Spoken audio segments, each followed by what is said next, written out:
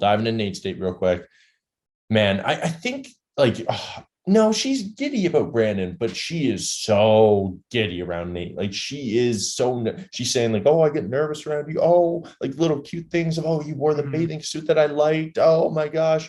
When they're on the paddle board, she's like, oh my gosh, don't tip us over. He's talking about his core strength. Yeah. Sick. You're sick. Don't worry, babe. I got mad core strength. All right. Nice. But I don't know. It just seems like such a like in a good way, puppy love relationship. You know what I mean? Like a young, energetic love that is there with Brandon, but just to another extent. I think that's our main worry about Nate though, is that it is that. And it obviously that's how most relationships start. But it's the ones that last is the ones that you can transition from that into like a real relationship, essentially, right? So couldn't agree more. And it's a big jump. So I guess we'll see. The family dynamic, I think, is the biggest thing for that for Michelle right now. And it seemed pretty good. I don't know. How do you think their family dynamic went? Yeah, well, that's the thing is like I think Michelle might just not care. Like she says in the date, so we'll jump into the family thing, but even a bit before, it kind of sounds like Nate thinks she's going to move to Austin.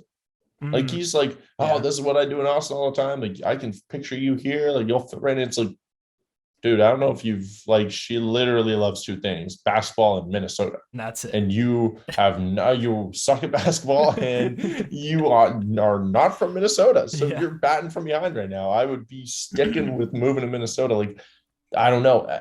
But Michelle says, like, I think his stepdad says, what would you want? Would that be okay with you if he wasn't able to propose at the end of this? And she goes, basically, I want it to work out whatever way it's meant to work out. Yeah. So not definitively, yes, I need engagement.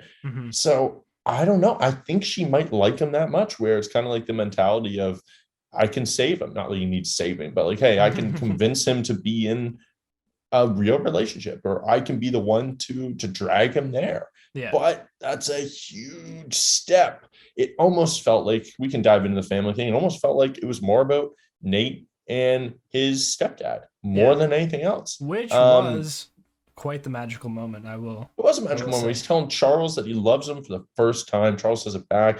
Really big moment. But then you're dealing with all those emotions. We can see him wrestling with them. He's got to deal with a whole other massive dynamic. Too. Like, I don't think this ends with an engagement for Nate no matter what. Yeah.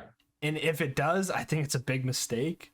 Just because like he just told his stepdad he loves him, and you can't go from that to getting married within a week. It's just not possible.